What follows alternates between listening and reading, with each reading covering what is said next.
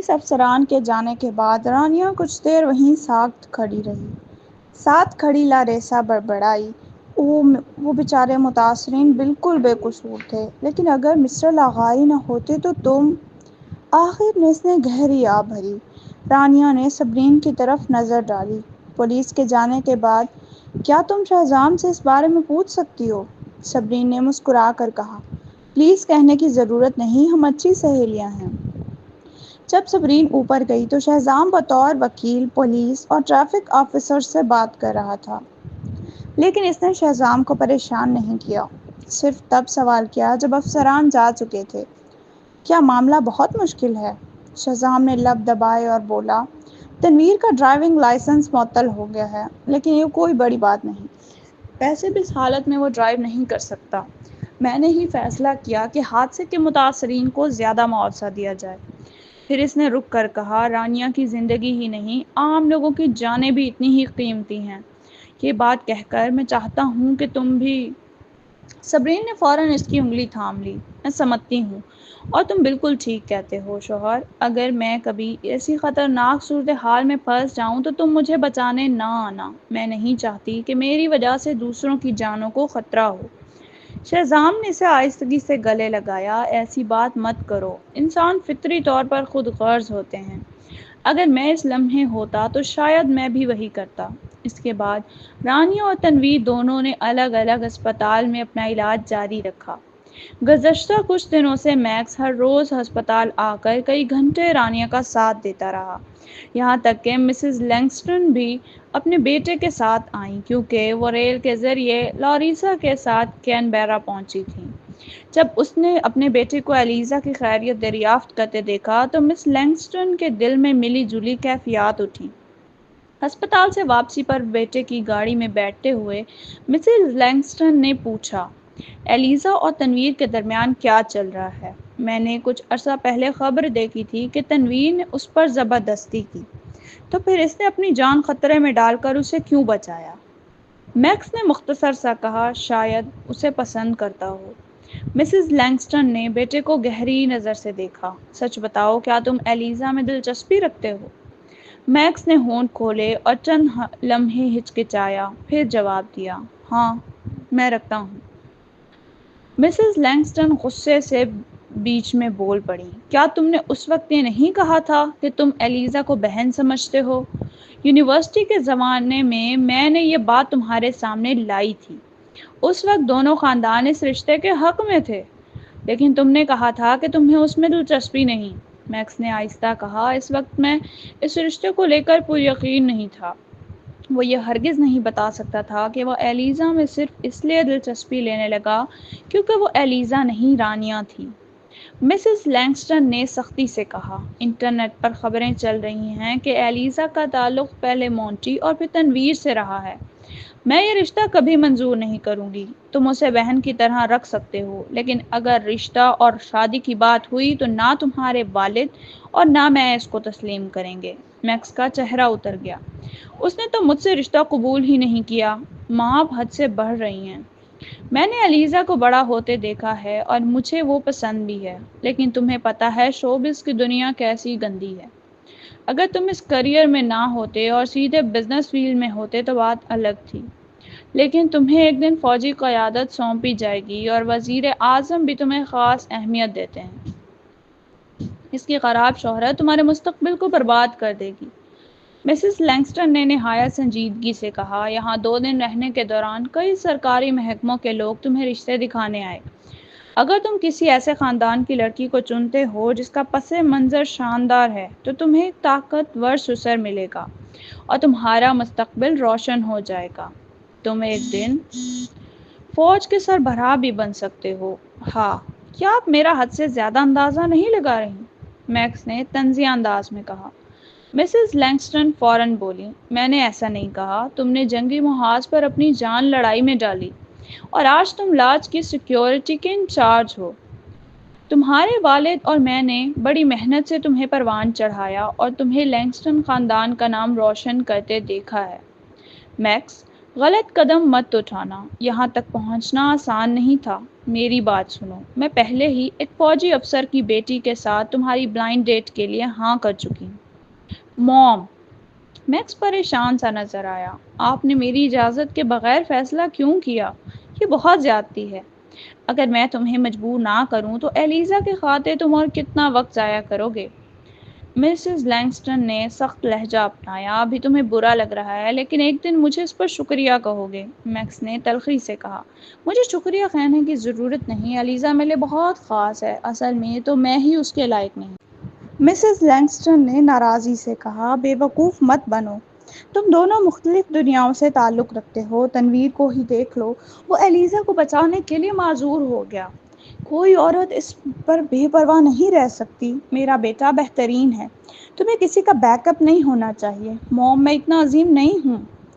Max کے شانے جھک گئے۔ میں نے تو چھوٹے سے مقام سے اپنی محنت کے بل پر یہ سب بنایا ہے، اور رانیہ، وہ تو ایک دولت مند خاندان کی بیٹی ہے۔ مسز لینگسٹن نے دو ٹوک لہجے میں کہا، بہرحال تمہیں اس بلائنڈ ڈیٹ پر جانا ہی ہوگا، ہم پہلے ہی وعدہ کر چکے ہیں۔ تم لڑکی کو دھوکہ نہیں دے سکتے، اس کے خاندان کو ناراض مت کرو۔ میکس نے اسٹیئرنگ وہیل کو سختی سے تھام لیا اور اس کے اندر جھنجھلاہٹ بھر گئی۔ اگلے دن مسز لینگسٹن اپنے ہاتھوں سے بنایا ہوا چکن سوپ لے کر ہسپتال آئیں۔ میں نے تو کہا تھا نہ آنے کو، لاریسا، کچھ شرمندہ ہوں۔ آپ ہر روز آ جاتی ہیں۔ ایلیزا اب بہتر ہے، آج شام اس کی رپورٹس آنے کے بعد وہ ڈسچارج ہو جائے گی۔ مسز لینگسٹن نے مسکرا کر کہا، میں اس لیے آئی ہوں کہ سنا ہے وہ آج ڈسچارج ہو رہی ہے۔ میں نے چکن سوپ بنایا ہے تاکہ آپ کو شام میں کھانا پکانے کی جلدی نہ کرنی پڑے۔ شکریہ، مسز لینگسٹن، رانیہ نے ممنون لہجے میں کہا۔ مسز لینگسٹن نے ہلکی سی جھجک کے ساتھ کہا، ایلیزا، مجھے تم سے ایک مدد چاہیے۔ کل جب میں آئی تھی تو تمہاری دوست فریہ سے ملاقات ہوئی۔ سنا ہے وہ وزیر اعظم کے بیٹے کی گرل فرینڈ ہے۔ میرے پاس کچھ دیسی انڈے اور جنگلی مشروم ہیں جو میں گاؤں سے لائی ہوں۔ براہ کرم یہ اس تک پہنچا دینا، یہ میری طرف سے ایک چھوٹا سا تحفہ ہے۔ رانیہ چند لمحے کے لیے حیران رہ گئی، مگر فوراً سنبھل کر بولی، مسز لینگسٹن، اس کی ضرورت نہیں۔ فریہ اور میں اچھی سہیلیاں ہیں، اور میکس بھی اس کا بوائے فرینڈ ریان کے قریب ہے۔ ویسے بھی ریان ایسے تحائف لینا پسند نہیں کرتا۔ مسز لینگسٹن نے سیدھا چہرہ بنا کر کہا، یہ الگ بات ہے کہ ان کے تعلقات اچھے ہیں، لیکن تم اپنی دوست سے کہہ سکتی ہو کہ یہ وزیر اعظم کو دے دے۔ رانیہ، تمہاری ماں اور میں دوست ہیں، تم میری یہ بات ٹالو گی تو برا لگے گا۔ ٹھیک ہے۔ رانیہ نے دل ہی دل میں گھبراہٹ کے باوجود حامی بھر لی تاکہ مسز لینگسٹن ناراض نہ ہو۔ مسز لینگسٹن، کیا آپ نے میکس کو بتایا ہے؟ مسز لینگسٹن نے سرد لہجے میں کہا، اس سے؟ وہ تو سیدھا سادہ ہے، آج کل کی دنیا میں سیدھائی سے کچھ نہیں ہوتا۔ دوسروں کو خوش کرنا سیکھنا پڑتا ہے۔ ویسے بھی وہ آج فارغ نہیں، وہ بلائنڈ ڈیٹ پر گیا ہے۔ Blind date? لاریسا بے ساختہ بول پڑی، جی ہاں۔ مسز لینگسٹن نے ہنستے ہوئے کہا، میں ان دنوں میکس کے ساتھ رہ رہی ہوں اور دیکھا ہے کہ کئی بااثر خاندان اپنی بیٹیاں اس سے ملوانا چاہتے ہیں۔ حقیقت یہ ہے کہ آج وہ ایک فوجی افسر کی بیٹی سے مل رہا ہے۔ لڑکی کا پس منظر شاندار ہے، جو مستقبل میں میکس کے عہدے کے لیے مددگار ہوگا۔ لاریسا نے اپنی بیٹی کی طرف دیکھ کر ہچکچاتے ہوئے کہا، یہ تو اچھی بات ہے۔ مسز لینگسٹن پرجوش لہجے میں بولیں، جی ہاں، ہمیں بھی اسی دن کا انتظار ہے جب وہ گھر بسا کر اپنے کیریئر میں کامیاب ہوگا، تب ہم کینبرا آ کر اس کے بچوں کی پرورش کریں گے۔ میرا تو یہی ایک بیٹا ہے اور ہم نے اسے پالنے میں اپنی جان لگا دی۔ لاریسا نے نرمی سے کہا، میکس بہت محنتی ہے، وہ آپ دونوں کو مایوس نہیں کرے گا۔ لاریسا نے کچھ دیر مسز لینگسٹن سے باتیں کرنے کے بعد انہیں رخصت کیا۔ واپس آ کر اس نے بیٹی کو غور سے دیکھا اور پوچھا، کیا مسز لینگسٹن تمہیں کچھ اشارہ دینا چاہ رہی تھیں؟ رانیہ نے ہلکی سی مسکراہٹ کے ساتھ کہا، یہ تو صاف ظاہر ہے، اگر آپ نے بھی محسوس کر لیا تو مطلب بالکل واضح ہے۔ لاریسا نے ٹھنڈی سانس پڑی، اسے الزام مت دو، اگر میں اس کی جگہ ہوتی تو شاید یہی سوچتی۔ کون سا والدین ایسا نہیں چاہتے کہ ان کا بچہ کامیاب ہو؟ ہمارا پڑوسی اکثر فخر سے کہتا ہے کہ اس کا بیٹا بڑا افسر بنے گا۔ تہواروں پر شہر اور ضلع کے بڑے افسران مسز لینگسٹن کے گھر آتے ہیں اور میاں بیوی کے چہرے خوشی سے کھل اٹھتے ہیں جب وہ میکس کا ذکر کرتے ہیں۔ رانیہ کو یہ سن کر ہنسی آ گئی۔ میں اسے الزام نہیں دیتی، میں سمجھ سکتی ہوں۔ تو پھر؟ لاریسا نے جھجکتے ہوئے کہا۔ رانیہ نے سنجیدگی سے کہا، اگر میکس کو کوئی موزوں لڑکی مل جاتی ہے تو میں دل سے اس کے لیے خوشی کی دعا کروں گی۔ میکس اس کے ساتھ بہت اچھا سلوک کرتا رہا تھا، ہر مشکل وقت میں ساتھ دیا تھا، یہاں تک کہ رانیہ کو اس پر شرمندگی سی محسوس ہوتی تھی۔ اس نے سوچا بھی تھا کہ صحت مند ہونے کے بعد شاید وہ میکس کے ساتھ رشتہ آزما لے، لیکن جب مسز لینگسٹن نے بتایا کہ میکس بلائنڈ ڈیٹ پر گیا ہے تو رانیہ کے دل کو سکون مل گیا۔ کیا تمہیں واقعی میکس کے لیے کوئی جذبات نہیں ہے؟ لاریسا نے ٹٹولا۔ رانیہ نے ہلکے لہجے میں کہا، موم، مسز لینگسٹن بالکل ٹھیک کہتی ہیں، ہم مختلف دنیاؤں کے لوگ ہیں۔ میں ایک عوامی شخصیت ہوں جس پر ہمیشہ باتیں ہوں گی۔ اگر اس نے مجھ سے شادی کی تو لوگ اس کے بارے میں بھی باتیں کریں گے اور اس کے کیریئر پر اثر پڑے گا۔ لاریسا نے سر ہلایا۔ اگر ایسا ہے تو ہمیں میکس کا وقت ضائع نہیں کرنا چاہیے، ورنہ مسز لینگسٹن کے دل میں ہمارے بارے میں رنجشیں پیدا ہوں گی۔ آخر کار ہم پڑوسی بھی ہیں۔ شام کو تمام میڈیکل ٹیسٹ رپورٹس آ گئیں اور ظاہر ہوا کہ رانیہ کی صحت ٹھیک ہے، لہٰذا اسے ڈسچارج کر دیا گیا۔ فریہ مدد کے لیے آئی تو رانیہ نے اسے وہ چیزیں دکھائیں جو مسز لینگسٹن لائی تھیں اور سارا معاملہ سمجھا دیا۔ فریہ نے فوراً کہا، میں یہ نہیں لے سکتی۔ ریان نے صاف کہا ہے کہ ہم یہ چیزیں قبول نہیں کریں گے۔ مجھے پہلے بھی لوگ اس سے کہیں زیادہ قیمتی تحائف دے چکے ہیں، لیکن میں نے کبھی ہاتھ نہیں لگایا۔ رانیہ نے بھی یہی اندازہ لگایا تھا، اس لیے ضد نہیں کی۔ ٹھیک ہے، میں یہ چیزیں میکس کو واپس دے دوں گی۔ یہ اس کی ماں کا فیصلہ تھا اور میرا نہیں خیال کہ میکس کو اس بارے میں کچھ پتہ ہو۔ فریہ نے پریشانی سے ماتھے پر بل ڈالتے ہوئے کہا، بالکل، میکس اور ریان دوست ہیں، وہ ایسا سوچ بھی نہیں سکتا، لیکن اس کی ماں نے ہمیں مشکل میں ڈال دیا۔ رانیہ نے دھیرج سے کہا، یہ عام بات ہے، والدین ہمیشہ اپنی اولاد کی مدد کرنے کے طریقے ڈھونڈتے ہیں۔ فریہ کو یاد آیا کہ کل جب اس کی ملاقات مسز لینگسٹن سے ہوئی تھی اور جیسے ہی انہیں پتہ چلا کہ وہ ریان کی گرل فرینڈ ہے، وہ کس طرح خوش آمدی رویہ اختیار کر رہی تھیں۔ یہ سوچ کر اس کے ماتھے پر ناگواری کے آثار نمایاں ہوئے۔ مجھے اس کی ماں پسند نہیں آئی، ہماری سوچیں مختلف ہیں۔ سچ کہوں تو میں نے سوچا تھا کہ تم اور میکس ساتھ اچھے لگو گے، لیکن اب لگتا ہے کہ تمہارا اس کی ماں کے ساتھ نباہ ممکن نہیں ہو سکتا ہے۔ اصل ایلیزا کے لیے یہ ٹھیک ہوتا، لیکن تم ایلیزا نہیں ہو۔ رانیہ نے کندھے اچکا کر کہا، اس کی ماں نے تو اشارے میں یہ بھی کہہ دیا کہ وہ نہیں چاہتی کہ میں اور میکس ساتھ ہوں، میں تو بس اس کی دوست رہوں گی۔ فریہ نے غور سے کہا، واقعی تم نے بہت جلدی آگے بڑھنے کا فیصلہ کر لیا۔ لگتا ہے تمہارے دل میں میکس کے لیے ویسے بھی کوئی رومانوی جذبہ نہیں تھا۔ اس کا تمہاری بیماری سے تعلق نہیں۔ رانیہ نے خاموشی سے ہونٹ بھینس لیے۔ وہ خود بھی یہ بات محسوس کر رہی تھی، چاہے فریہ یاد نہ دلاتی۔ شام کو جب رانیہ ڈسچارج ہوئی تو لاریسا اور فریہ نے اس کا سامان اٹھانے میں مدد کی۔ رانیہ کے ہاتھ میں کچھ پھل بھی تھے۔ جب لفٹ کا دروازہ کھلا اور وہ اندر جانے لگی تو دیکھا کہ ایک نرس مریض کا بیڈ اندر لیے کھڑی ہے۔ بستر پر لیٹا شخص کچھ جانا پہچانا سا لگا۔ اس کا چہرہ پیلا پڑا تھا، ہونٹوں پر زرجی چھائی ہوئی تھی اور گال کمزور اور دبلے دکھ رہے تھے۔ غور سے دیکھنے پر پتہ چلا کہ وہ تنویر تھا۔ کین اور مسز لاغاری لفٹ کے دروازے پر کھڑے تھے۔ مسز لاغاری نے جیسے ہی رانیہ کو دیکھا فوراً غصے میں بول پڑیں، کیسے ہمت ہوئی تمہاری میرے بیٹے کے سامنے آنے کی؟ دیکھو تو ذرا، تم سکون سے ڈسچارج ہو رہی ہو اور میرا بیٹا خدا جانے کب تک ہسپتال میں پڑا رہے گا۔ دفع ہو جاؤ بدذات عورت، تمہیں دیکھتی ہوں تو دل کرتا ہے تمہیں مار ڈالوں۔ موم، تنویر نے دھیمی آواز میں کہا، اسے مشکل میں مت ڈالیے۔ مسز لاغاری تو جیسے آگ بگولا ہو گئیں۔ لگتا ہے اس عورت نے تم پر جادو کر دیا۔ اس کے لیے اپنی جان دینی ضروری تھی؟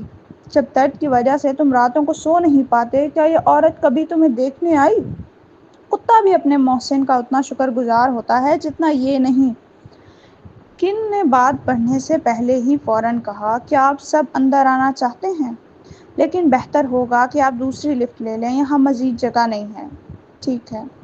رانیہ ایک قدم پیچھے ہٹ گئی۔ اس کی نظریں تنویر پر پڑیں۔ وہ لیٹا ہوا تھا اس لیے اسے رانیہ دکھائی نہیں دی۔ جب لفٹ کے دروازے بند ہوئے تو فریہ نے خاموشی کو توڑتے ہوئے کہا، اس طرف کی لفٹ بھی آ گئی ہے، اس میں جانا ویسا ہی ہے۔ ہاں۔ رانیہ نے سر ہلایا اور دوسری لفٹ میں داخل ہو گئی۔ اچانک لاریسا بولی، ابھی تک تو میں نے صرف مسٹر لاغاری کی باڈی گارڈز کو دیکھا تھا، جب بھی سوپ دینے جاتی تھی، اندر کبھی نہیں گئی۔ ابھی اس کی ٹانگ کا حال دیکھا تو دل دہل گیا۔ میں نے سوچا بھی نہیں تھا کہ اس کے زخم اتنے خوفناک ہوں گے۔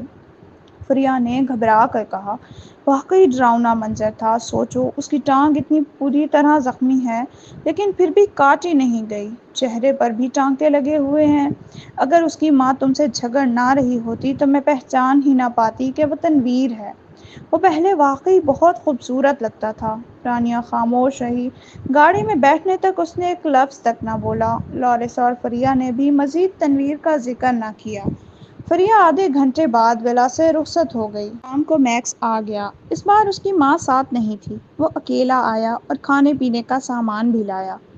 آنٹی لاریسا، ایلیزا کہاں ہے؟ میں اس کے لیے روسٹ ڈک لایا ہوں، وہ ریسٹورانٹ والی جو اسے بہت پسند تھی۔ آپ بھی ضرور کھائیے گا، بہت مزیدار ہے۔ ٹھیک ہے، شکریہ۔ لاریسا نے سر ہلایا۔ لیزی اوپر ہے۔ ہم جب واپس آئے تو اس نے فوراً کام شروع کر دیا۔ افسوس ہے، ہم سے کبھی دل کی بات ہی نہیں کرتی۔ مجھے تو پتہ ہی نہیں کہ اس کے دل میں کیا چل رہا ہے۔ کیا اس کے رویے میں کچھ بدلاؤ ہے؟ میکس نے فکر مندی سے پوچھا۔ ہم نے تنویر کو ہسپتال سے چیک اپ کے لیے نکلتے ہوئے دیکھا۔ اس کے بعد سے لیزی حد سے زیادہ پرسکون لگ رہی ہے۔ نہ صرف پرسکون بلکہ بہت خاموش بھی۔ لاریسا نے ٹھنڈی سانس بھری۔ میکس نے بھویں سکیڑ لیں۔ کچھ دیر بعد بولا، شاید وہ اب تک یہ نہیں سمجھ پائی کہ تنویر کا سامنا کیسے کرے۔ شاید تمہیں اندازہ نہیں، جب میں نے تنویر کی ٹانگ دیکھی تو دل دہل گیا۔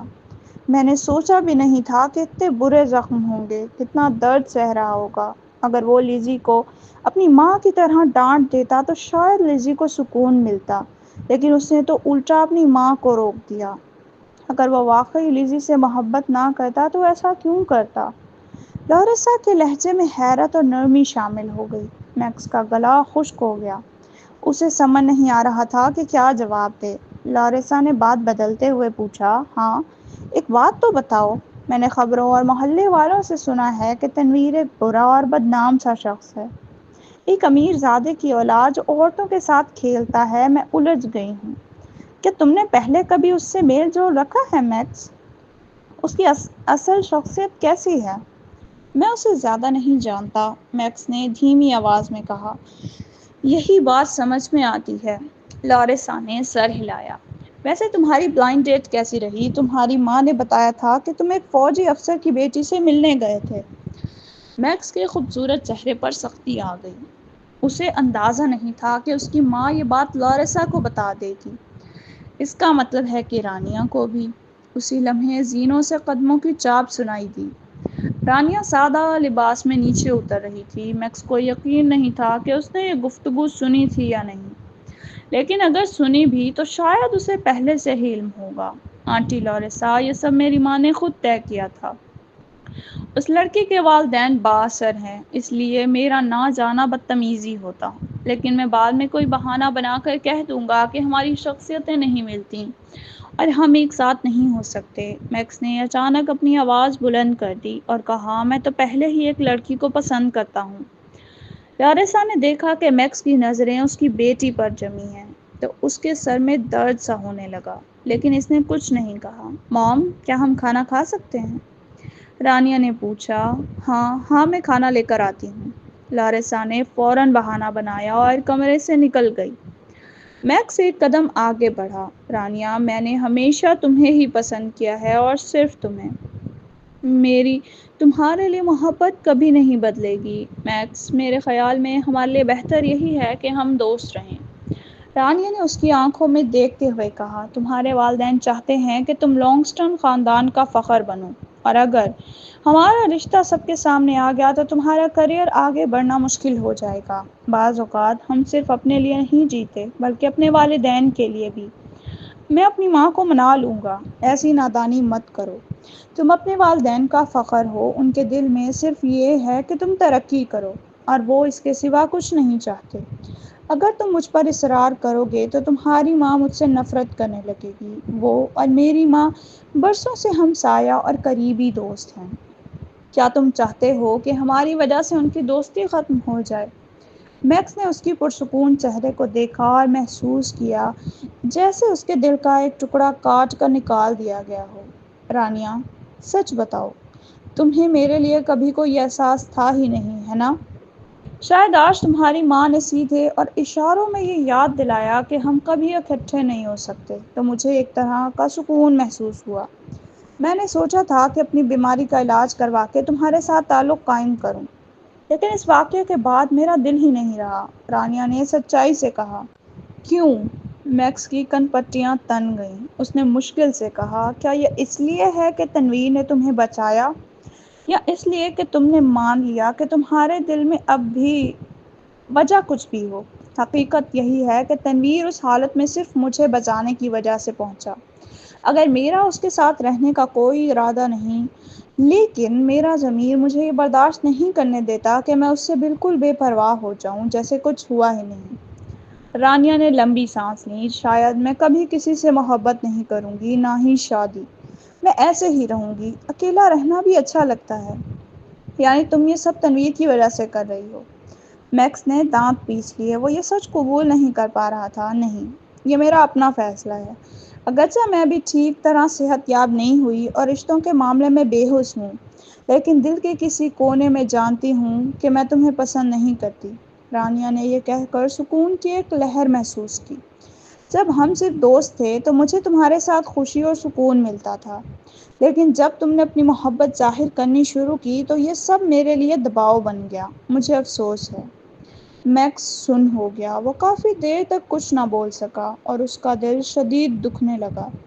یہ نہیں تھا کہ اسے احساس نہیں تھا، لیکن وہ سمجھتا تھا کہ جب تک رانیہ نے اسے سیدھے الفاظ میں انکار نہیں کیا، اس کے پاس ابھی بھی امید باقی ہے۔ رانیہ، میں نے کہا تھا کہ میں انتظار کر سکتا ہوں۔ میکس بے بسی سے جدوجہد کر رہا تھا۔ میکس، کبھی کبھی تم زندگی کو بہت سادہ سمجھ لیتے ہو۔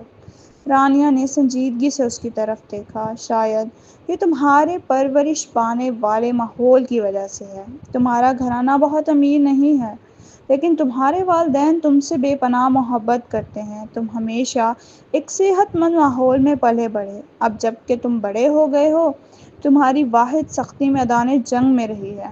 کیا اس میں کوئی برائی ہے؟ ہاں، بالکل ہے۔ ذرا سوچو، اگر میں تمہارے ساتھ رہنے پر اصرار کروں تو کیا تمہارے والدین مجھے قبول کریں گے؟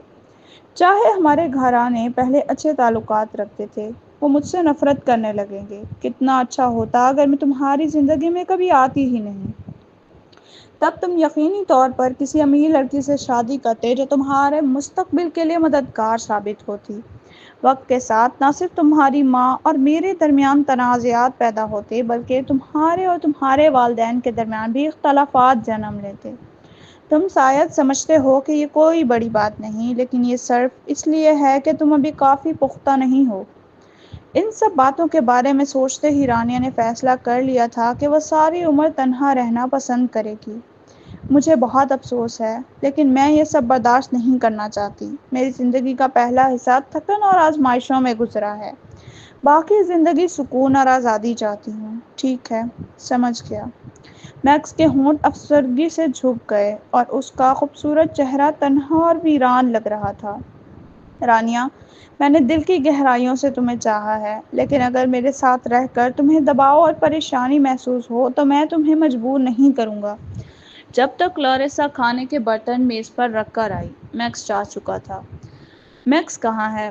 کھانے سے پہلے کیوں چلا گیا؟ میں نے سب کچھ صاف صاف کہہ دیا۔ اسے اب سکون پانے دو۔ میرا نہیں خیال کہ وہ یہاں رک کر بھی کچھ کھاتا۔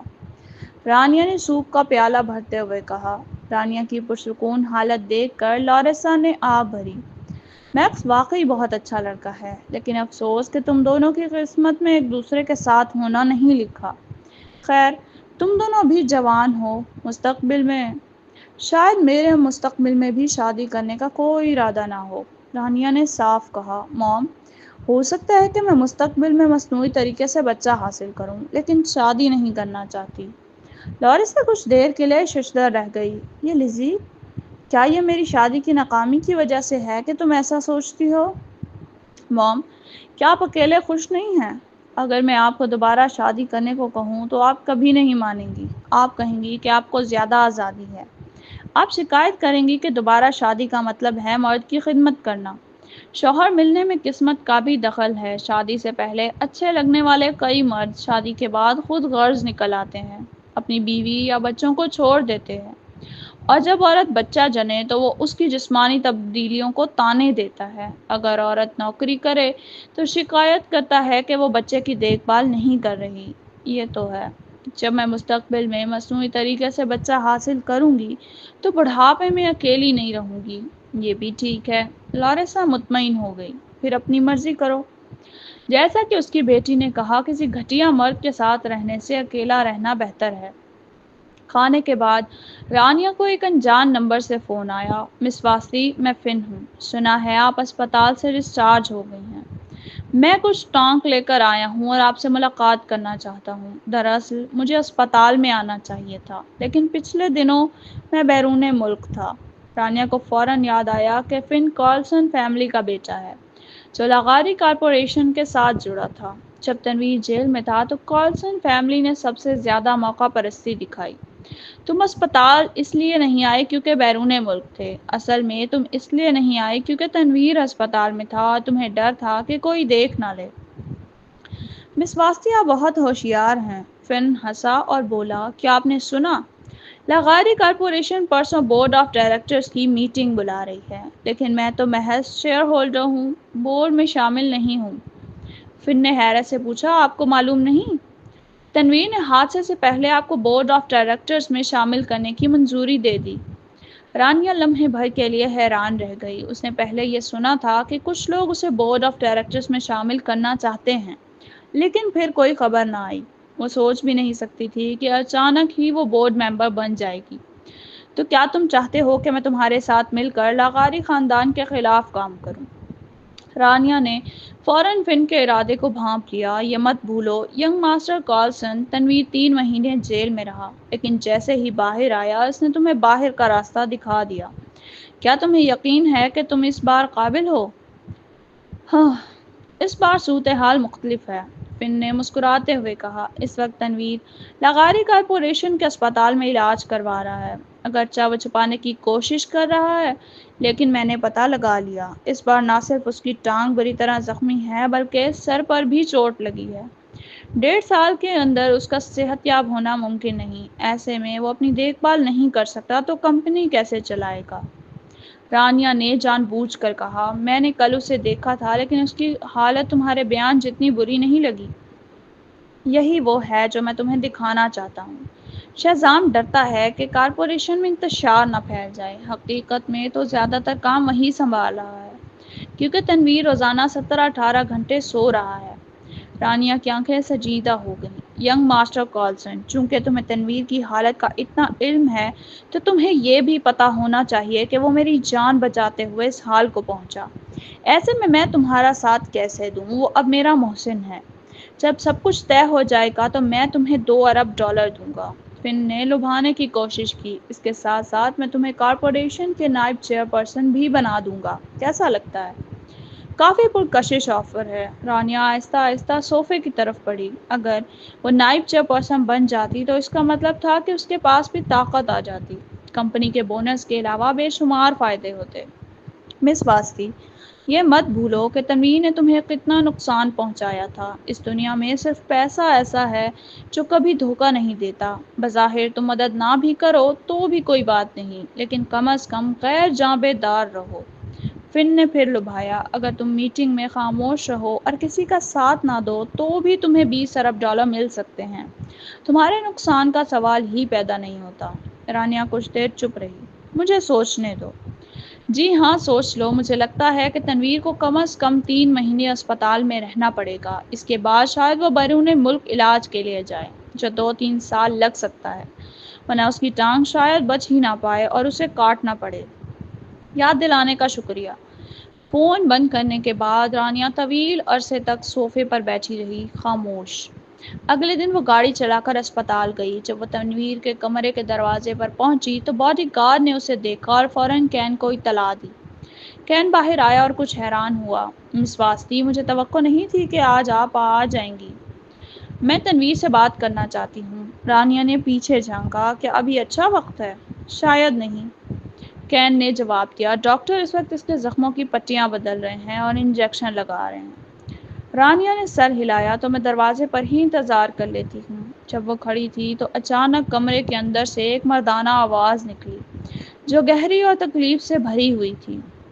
رانیہ نے کین کی طرف دیکھا اور اس کی انگلیاں بے اختیار مٹھی میں جکڑ گئیں۔ کیا پٹیاں بدلنے اور انجیکشن سے اتنا درد ہوتا ہے؟ جب زخم کی صفائی کی جاتی ہے تو سوجن پر بار بار دباؤ ڈالنا پڑتا ہے اور وہ ناقابل برداشت ہوتا ہے، اور انجیکشن کے بارے میں تو آپ خود دیکھ لیں گی کہ اس کی سوئی کتنی موٹی ہے۔ کین نے اسے خفگی سے دیکھا۔ اس کے بعد رانیہ خاموش ہو گئی۔ کمرے کا دروازہ کھلا تو 3 ڈاکٹر باہر نکلے۔ آلات اور بڑی موٹی سوئی کو دیکھ کر رانیہ 2 لمحے کے لیے ٹھٹک گئی۔ تنویر کو روزانہ یہی انجیکشن لگتا ہے؟ کین نے دھیمی آواز میں کہا۔ اس عرصے میں ینگ ماسٹر تنویر کو یہ ناقابل برداشت اذیت سہنی پڑ رہی ہے۔